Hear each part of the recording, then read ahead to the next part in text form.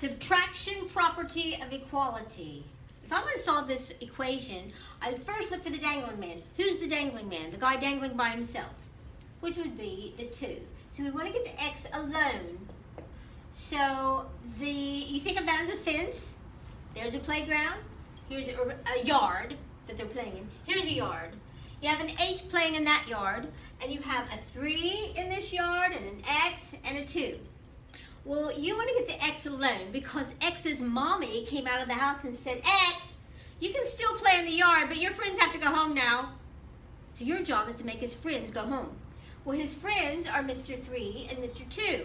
Well, one of his friends is the dangling friend just playing by himself, maybe on a swing set or something. These 2 are playing together, so you don't want to get rid of the 3 yet. It's easier to get rid of him. How? We do the opposite of what they did. They plus 2, so you're going to do the opposite. Minus 2, minus 2, draw a big 9, Now, that's the subtraction property of equality. You can subtract 2 from one side as long as you do it up to the other side. Some people call it the golden rule of algebra.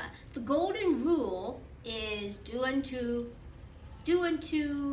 others as you would have them do unto you.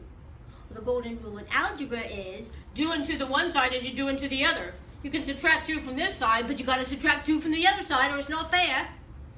So minus 2 is the subtraction property of equality. You can still do that and have it maintain its equality. It's still equal because that gives you 6. Bring down your equal. Those disappear because they cancel each other out.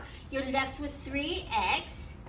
And then you draw a line, put a 3 over, goodbye, x equal line. You bottom into top and then you got it.